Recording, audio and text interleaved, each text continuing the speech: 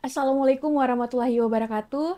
Kembali lagi bersama kami di podcast Dato Karama TV. Pada hari ini kita kedatangan tamu yang sangat spesial, yaitu Ketua UKM dari Kopma. Pada hari ini kita akan membawakan topik kewirausahaan dalam pandang mahasiswa. Jadi bagaimana Kak kabarnya Kak Fauzan Afif? Alhamdulillah kabar baik, cuman agak sedikit pilek aja ini. Oke Kak, jadi kita akan membahas topik ini yang sangat menarik, apalagi sekarang zaman-zamannya anak-anak Gen Z membangun usaha-usaha. Makanya kita ambil topik pada hari ini. Oke, langsung saja. Menurut Kak Fauzan, apa sih itu kewirausahaan? Kewirausahaan mungkin hanya biasa orang pahamnya terkait dengan berbisnis atau jualan menjual. Bahkan orang itu masih banyak juga saya rasa generasi muda yang takut berwirausaha. Karena melihat juga masih banyak anak muda itu yang malu untuk jualan. Sebenarnya berwirausaha itu tidak hanya tentang menjual barang saja, tetapi juga bisa jasa ataupun yang lain sebagainya. Oke Kak, apa yang memotivasi Kakak untuk tertarik dalam bidang kewirausahaan? Yang membuat saya tertarik itu yang pertama, kalau kita berbicara tentang berwirausaha, kalau kita punya usaha itu sekecil apapun usaha yang kita miliki, kita adalah bosnya. Wih, Berbeda dengan kalau kita bekerja pada perusahaannya orang. Sebesar apapun perusahaannya, setinggi apapun jabatannya kita tetap hitungannya karyawan. Terus yang membuat saya juga itu ingin berwirausaha itu yang pengen mempunyai waktu yang fleksibel. Jadi kalau kita itu bisa menentukan kapan kita harus kerja, kapan kita harus libur, jadi kita bisa atur sendiri kapan waktunya kita. Jadi betul. lebih fleksibel di waktu. Terus selanjutnya itu kalau kita miliki usaha yang sukses, itu bisa jadi warisan untuk generasi kita yang ke bawahnya. Kalau Kakak sendiri ada ndak Kakak sekarang punya ide untuk berbisnis atau Kakak sudah punya bisnis sebelumnya? Untuk bisnis yang saya jalan itu, saya dimodali oleh orang tua saya depot air minum, air isi Oh, ulang galon. oh, itu sejak kapan, Kak? Untuk mungkin ceritanya agak panjang ya. Saya tuh pertama kali jualan air galon itu di tahun 2019. Masih SMA kelas 1 kelas 2 itu saya masih kerja sama orang lain dulu. Saya kerja sama orang lain sekitar 6 bulanan. Saya kerja sebagai tukang jemput antar galon. Wih, berarti sudah Jadi ada jiwa bisnis. saya sebagai cowok kurir galon lah. Cuman dari situ orang tua lihat kekonsistenan saya. Alhamdulillah dimodali sama ayah saya untuk membuka itu galon itu. Bahkan sampai sekarang alhamdulillah sudah punya 2 depot dia. Wih, di mana itu, Kak?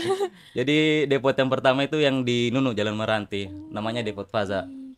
Terus yang kedua itu di Kalkubula, Jalan Tara dekat Perumahan Kelapa Gading. Berarti sebelumnya, sebelum masuk koma, Kakak sudah punya bisnis. Alhamdulillah iya. Wih. Ada lagi, mungkin ada ide lagi selain itu, Kak, yang Kakak ingin kembangkan dalam dunia bisnis? Saya tertarik. Sebenarnya ada 2 usaha yang saya minati sebenarnya yang buat saya tertarik. Yang pertama seperti teman-teman sekarang ini. Saya pengen sekali belajar tentang fotografi dengan Wih, videografis. Masya Itu saya rasa Allah. kayak jasa untuk begitu saya rasa lumayan tinggi lah bayarannya. Terus yang kedua itu saya juga tertarik dengan usaha sablon kaos baju. Itu kayak saya rasa untuk kayak anak muda itu yang namanya, apalagi kita di lingkungan mahasiswa itu, bahkan dari tahun ke tahun itu ada yang namanya kegiatan tahunan himpunan. Contohnya seperti kayak milad. Iya. Biasa kan milad kan ada yang buat baju untuk anu. Saya Hmm. rasa peluangnya besar kalau kita buat anu usaha di situ. Jadi saya tertarik di situ juga. Menurut Kakak, apa keterampilan yang harus dimiliki sebagai orang pembisnis atau kewirausahaan? Keterampilan. Saya rasa menurut saya tidak ada keterampilan yang khusus untuk orang berwirausaha. Yang pertama dia itu menurut saya yang paling penting itu dia harus berani. Hmm, Jadi kayak kita entah memiliki bakat apapun, tapi kalau kita tidak berani memulai, saya rasa percuma, sama saja. itu sih. Selanjutnya itu saya rasa harus memiliki sifat kepemimpinan. Paling tidak dia mampu memimpin dirinya sendiri. Entah dia mampu memimpin dirinya sendiri untuk konsisten dalam membangun usaha tersebut, atau dia mampu untuk menjalankan terus menerus usaha tersebut. Selanjutnya mungkin ke manajemen keuangan ya. Bagaimana dia mengatur eh, mana modal, mana keuntungan. Cuma biasa orang dari situ kayak dapat uang itu dia tidak pisahkan. Intinya saya dapat berhasil, dia dapat uang langsung dia pakai belikan semua. Dia tidak sempat lagi pisahkan yang Iya. mana modal, yang mana keuntungan. Terus yang selanjutnya itu sabar. Sabar juga saya rasa penting untuk karena kayak tadi kalau saya bilang kita tidak memisahkan di luar. Taruhlah kita beli barang harganya modal 95.000, kita jual dengan harga 100.000. Biasa karena kalau kita tidak sabar atau kita tidak bisa tahan nafsunya kita untuk Hmm. berbelanja, 100.000 itu habis. Padahal sebenarnya keuntungan yang bisa kita ambil dari situ sebenarnya cuma 5.000. Nah, baru terus kita mengembangkan inovasi juga saya rasa penting sih untuk berwirausaha. Ya mungkin itu saja sih kalau untuk Berarti bagaimana kita memanage uang dan iya itu lain-lain. yang paling penting. Terus Kak, apa saja resiko yang pernah Kakak dapatkan atau kemungkinan resiko-resiko yang kita dapat rasakan ketika kita berwirausaha? Saya rasa resiko dengan peluang itu dua hal yang tidak bisa dihilangkan dari berwirausaha. Cuman yang membuat kita berbeda dari orang lain adalah bagaimana cara kita menanggapi, menghadapi resiko tersebut. Apakah ketika kita bertemu dengan resiko tersebut membuat kita jadi putus asa, kita berhenti dengan usaha kita tersebut, atau membuat kita menjadikan itu bahan evaluasi untuk terus berkembang dan terus berkembang hingga sukses. Jadi sebenarnya untuk itu resiko-resiko itu banyak. Cuman ya Hmm. kalau dari saya bagaimana caranya kita menghadapi resiko tersebut. Kita mau pasrah atau tetap mau terus bergerak. Mungkin dari Kakak sendiri pernah dapat resiko dari itu Untuk resiko namanya atau dalam usaha pengalaman? pasti ada, kita Hmm. tidak bisa hindari. Seperti saya sering dikomplain.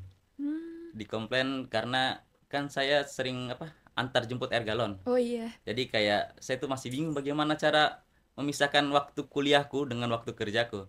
Di saat saya kuliah ada orang telepon minta air diantar sekarang. So, aduh, ini yang mana yang harus saya korbankan ini? Saya korbankan kuliahku atau saya korbankan kerjaku? Cuman biasa karena silat sekarang saya lebih memprioritaskan kerjaku juga sebenarnya. Karena pelanggan itu susah dicari sebenarnya. Iya. Jadi saya rasa memenangkan hati pelanggan, memenangkan hati customer itu yang paling penting buat saya. Cuman kalau untuk kuliah tidak juga menggapai, masih bisa kita bawa program lah. Terus Kak, Kakak pernah ndak ikut kayak pelatihan-pelatihan begitu tentang kewirausahaan sebelumnya? Kalau untuk pelatihan kewirausahaan itu pertama kali saya dapat semenjak saya masuk di Kopma. Kebetulan juga Kopma, Koperasi Mahasiswa, merupakan lembaga yang bergerak di bidang kewirausahaan. Jadi segala bentuk macam pelatihan itu kita dapatkan pas kita masuk di organisasi Kopma. Kalau boleh tahu apa itu Kak yang Kakak mungkin Kakak bisa bagi-bagi juga sama kita pengalaman-pengalaman Kakak dari pengambilan materi tentang kewirausahaan? Mungkin yang barusan minggu kemarin ini sempat diliput juga sama Data Karama TV Iya. yang financial planning. Hmm. Itu salah satu bagaimana cara kita mengatur keuangan kita. Seperti yang saya bilang tadi, bagaimana kita mengatur arus kasnya kita, membagi antara modal dengan keuntungan. Nah, itu semuanya. Bahkan dari kemarin financial planning kita juga sempat mengangkat tentang menabung. Nah, jadi sebenarnya dalam hidup yang sekarang ini, terutama bagi saya yang paling susah buat saya itu menabung juga sebenarnya. Saya masih belajar juga menabung. Karena kayak kapan saya pegang uang sedikit ya uang itu yang berapa saya pegang ya segitu sudah Wah. habis. Terus Kak, apa tantangan terbesar Kakak yang pernah Kakak alami dari punya usaha? Untuk yang terbesar itu ya apa yang seperti saya bilang tadi, saya paling takut tidak ada pelanggan. Karena kalau kita berwirausaha apapun jenis usahanya kita yang paling kita cari itu pasti pelanggan. Jadi percuma kita buka usaha tapi kalau tidak ada orang yang membeli, tidak ada orang yang mau ambil itu usahanya kita itu. Seperti kemarin kita alhamdulillah kita Kopma sudah buka kedai Hmm. Kopma di kampus Ih. 2. Itu awal berdirinya itu kedai Kopma itu sebenarnya sempat takut karena dilihat kampus 2 itu kampus sudah paling Hmm. jauh, Hmm. paling sepi lah, paling gemur lah. Kita takut itu kita buka kedai di sana itu nggak ada orang beli. Nah, dari kedai situ kita pertama kali buka itu hanya 3 orang yang mau beli. 3 orang itu pun saya, sekretarisku sama anggota Kopma. Itu sama. Kita Jadi gitu. sesama kita tuh masih saling support itu untuk beli itu. Jadi mulai dari situ kita masih terus konsisten buka usaha terus. Bahkan sampai sekarang alhamdulillah kemarin tuh sempat satu hari bisa sampai 18 cup yang terjual. Kita di sana kedai Kopma kita jualan minuman.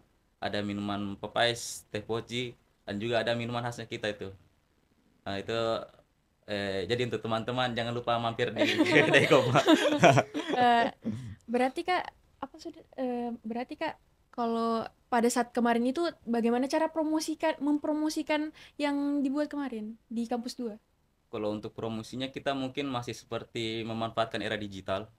Kita Hmm, lewat mungkin dari pamflet, ya, dari keliling, kita sempat juga bagi brosur ke dosen-dosen. Kita ada kedai kopi ini Bu, kita kalau mau kalau Ibu pengen minum kopi atau apa kita bisa antarkan ke sini Bu. hmm, Pokoknya lebih ke iklan lah istilahnya.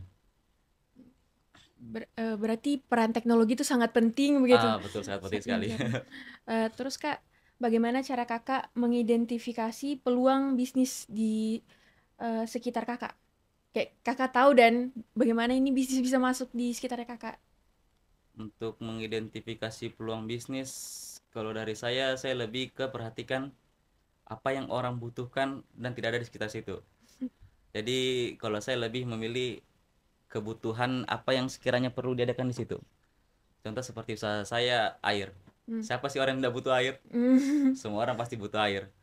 Jadi kayak itu yang perlu kita perhatikan. Bahkan kita sebenarnya tidak apa-apa juga membuat bisnis yang sama walaupun sudah ada di situ. Taruhlah kayak mungkin di sini sudah ada jualan Popeyes, sebelahnya juga ada. Cuman itu dilihat lagi bagaimana cara kita bisa berbuat beda dari usaha kita yang di sebelah. Apa yang Hmm. membuat usaha kita menonjol daripada yang di sebelah. Bahkan juga biasanya ada orang yang bilang kan kayak rezeki itu sudah ada yang diatur. Iya, Cuman kalau tidak berusaha juga percuma. iya tidak tahu. Iya, Eh, Terus Kak, bagaimana menurut Kakak bagaimana saya sendiri kan, iya. kalau saya sendiri kalau menjual-jual sesuatu pasti ada rasa malu. Bagaimana caranya supaya kita menghilangkan rasa malu itu? Kalau Eh, dari Kakak sendiri? Jujur saya pertama kali itu jualan itu juga malu. Hmm. Saya malu itu bawa motor galon masih SMA itu, jualan galon itu, bawa motor galon segala macam, dari tawari ke keluarga terdekat dulu, kasih keluarga terdekat, ke tetangga-tetangga. Cuman yang bisa membuat saya bertahan selama ini tuh mungkin support sih, butuh dukungan, karena saya rasa setiap orang itu butuh yang namanya support. Alhamdulillah kemarin juga saya sempat disupport sama kedua orang tua saya. Oh. Jadi kayak selalu dibilang kayak kenapa malu? Dan mencuri juga kau? Hmm. Selain oh iya juga ya. Kau kenapa malu? Dapat uang juga kau? Selang oh iya. Saya kayak dari hal-hal sepele begitu saya rasa kayak membuat saya kayak buat apa saya malu? Saya begini dibayar juga. Saya tidak mau ambil haknya orang lain. Ya. Bahkan itu saya bilang, bahkan saya pun kadang terbiasa kalau ingin membuka usaha yang baru saya masih sempat malu. Hmm. Saya kayak pikir kayak kenapa saya malu, kadang saya buat sadar kayak apa yang saya malukan. Padahal malu kayak takut dijarah lah, takut ya. Padahal sebenarnya orang biasa kalau lihat kita jualan yang anak muda ini, bahasa anak muda yang lain itu kayak wah dia bisa cari uang sendiri, wah dia sudah ada pemasukannya sendiri. Bahkan kita itu yang ingin memulai biasa malu karena takut orang pikir yang tidak-tidak dengan kita, Hmm. mungkin takut dijarah lah atau Hmm. apa, ya mungkin saja sih. Berarti dari support system dari orang tua juga Iya, makanya Kakak betul. bisa menjalankan itu. Iya. Terus Kak, bagaimana Kakak menyimbangi antara kuliah dan bisnisnya Kakak sendiri?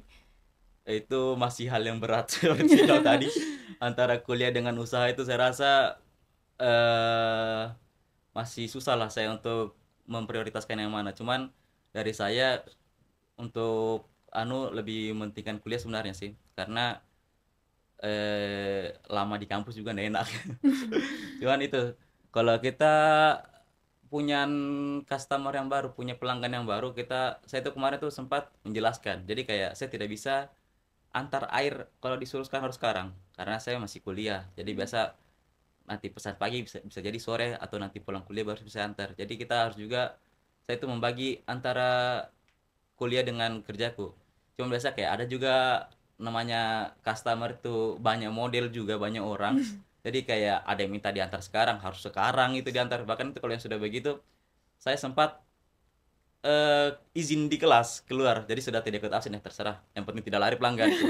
Saya prioritas pelanggan ini paling pertama gitu saya juga sih. Pelanggan adalah raja. Oh betul. Apa namanya? Mungkin Kakak kira-kira kalau anak kuliah seperti kami ini, kira-kira cocoknya bisnis apa? Kalau dari pengalamannya Kakak, supaya bisa menyimbangi antara kuliah dan usaha.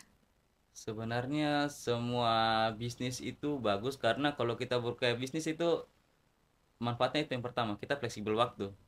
Kita bisa kapan kita mau kerja, kapan kita mau libur, kapan kita mau kuliah, kapan kita mau lanjut kerja lagi. Itu nanya kalau kita berwirausaha. Berbeda dengan kita karyawan. Hmm. Contohnya kita bekerja pada orang lain sambil kuliah. Saya rasa itu hal yang berat. Di sela-sela waktu kita disuruh masuk kerja, kita disuruh juga masuk kuliah. Pas tabrakan itu, kita butuh uang juga, kita juga butuh kuliahnya kita. Jadi saya rasa kayak untuk teman-teman yang ingin memulai usaha, mulai saja. Karena saya rasa itu manfaat dari kita memiliki usaha itu kita memiliki fleksibel waktu. Jadi kita sendiri yang mengatur waktunya kita kapan anu.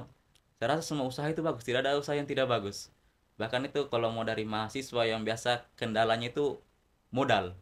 Mulai dari yang kecil-kecilan, mungkin bisa jadi reseller kah, menjualkan barang, beli barang harga murah baru dijual Hmm. kembali, atau mungkin dari kayak eh, jualan-jualan pop ice, teh poci, atau sekedar makanan-makanan ringan kah, snack-snack, basreng segala macam ditawarkan ke teman-teman kelas.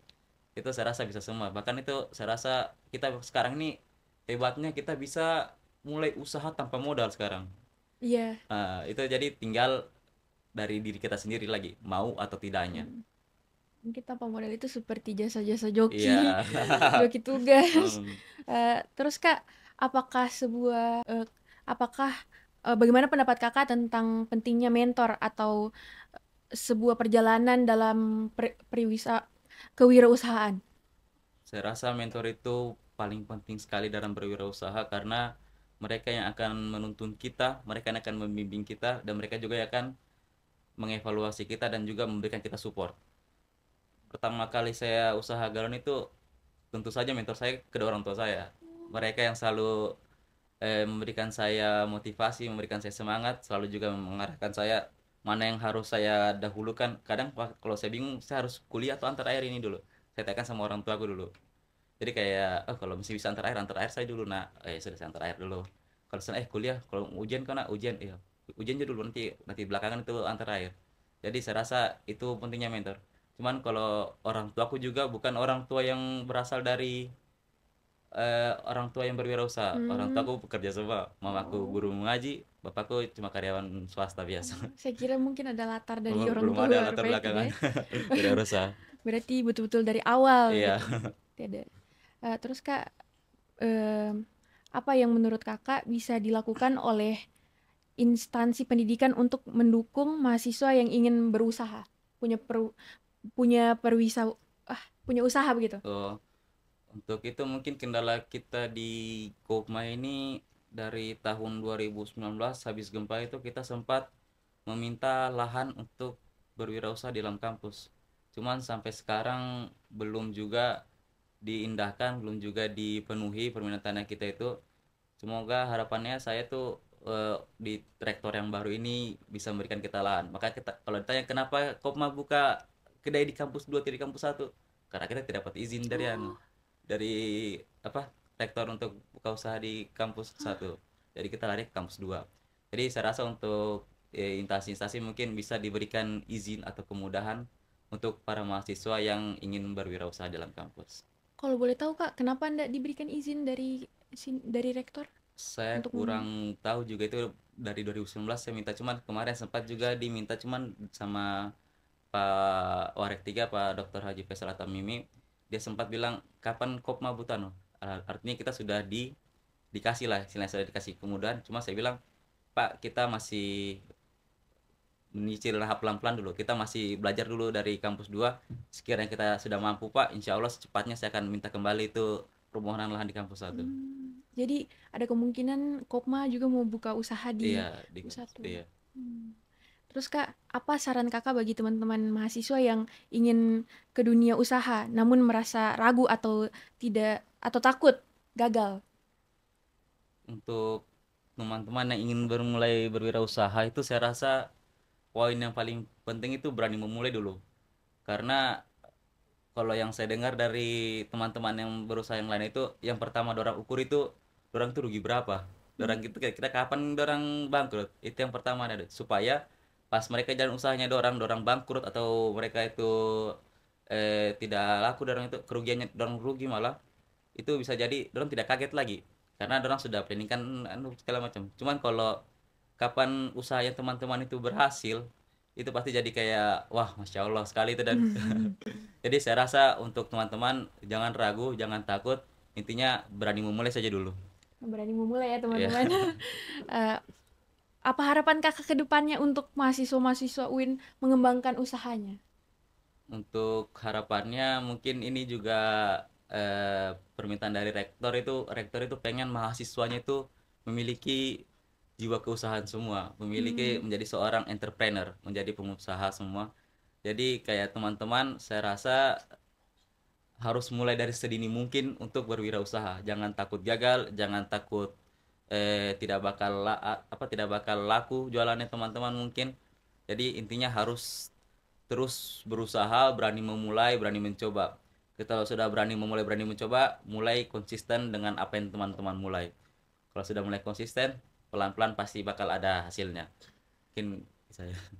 ada ndak dukungan dari Pak Rektor untuk kita mahasiswa membangun usaha? eh untuk dukung dari Pak Rektor tuh jelas ada, karena Pak Rektor ini visi misinya sekarang ini yang saya dengar dia tuh pengen mahasiswanya itu jadi pengusaha semua, jadi entrepreneur. Bahkan sempat itu Pak Rektor itu pengen membuat pelatihan bawang goreng untuk mahasiswa.